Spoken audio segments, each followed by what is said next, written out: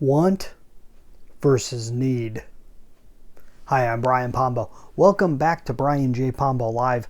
I wanted to talk with you tonight about the concept of want versus need in terms of the customer relationship.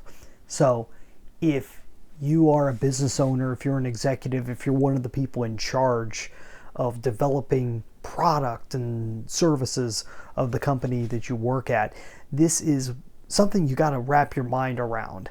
And it's tough. It's really tough conversation to have because it has so much to do with semantics. Okay? The meaning of these two words is so broad in English that it's difficult to have this conversation, because what does want versus need actually mean? What is a want?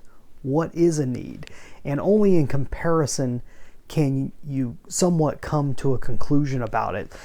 Because I've even heard Gary Benzavinga say that it's a semantic argument that we shouldn't get into. But I think it's important to understand the concept. Don't get hung up on the words.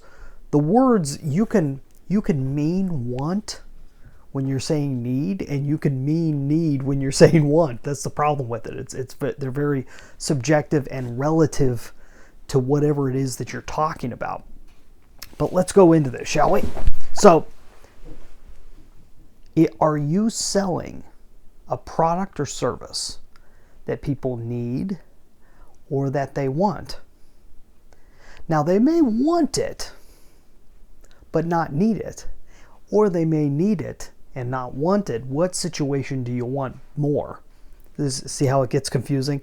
So let's take an example. Let's say what people really want are hot dogs, but what you're selling is broccoli.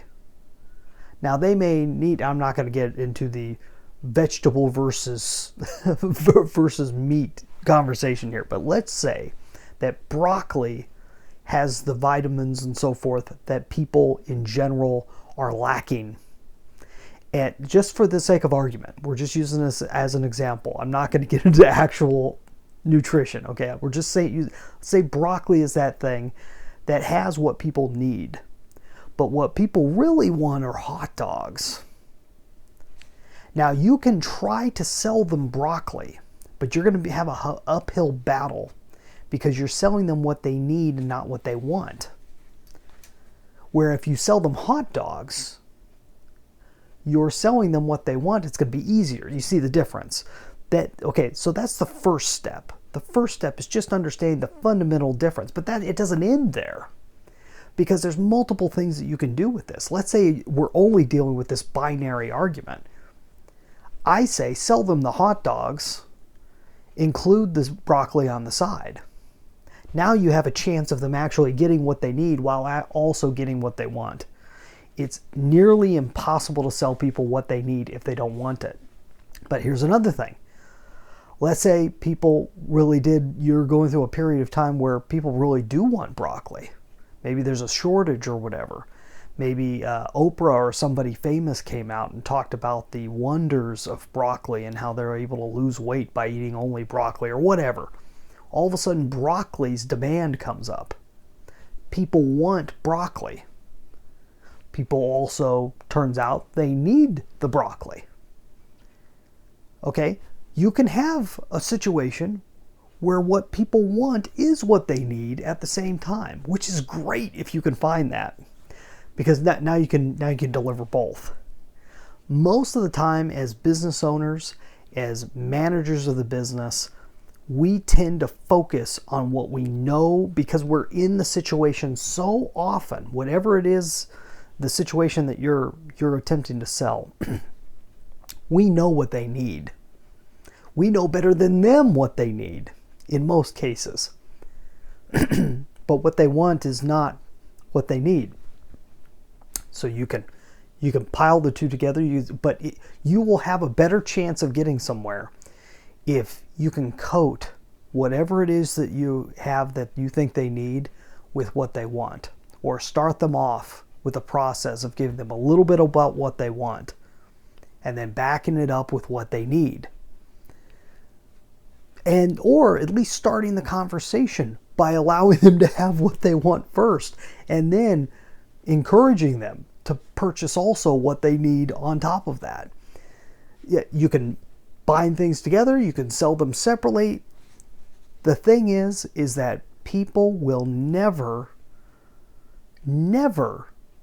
buy what they need over what they want.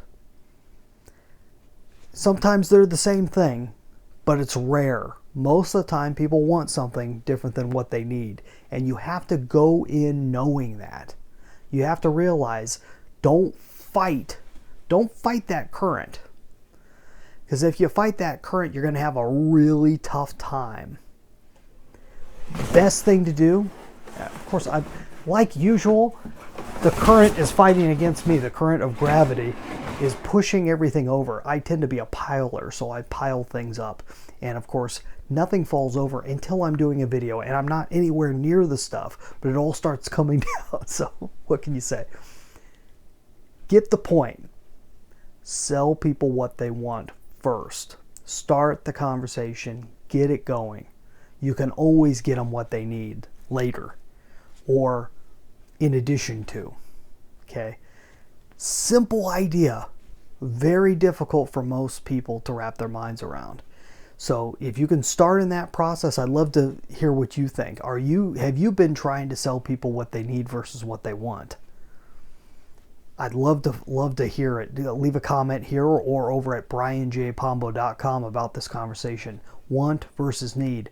Very, very, very important. One of the most common flaws and situations that people stub their toes on, especially business owners and decision makers in businesses. I see it over and over and over again.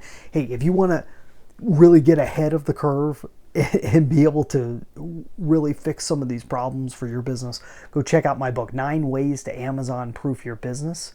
You can get a free copy at amazonproofbook.com. We'll be back here tomorrow night. In the meantime, get out there and let the magic happen.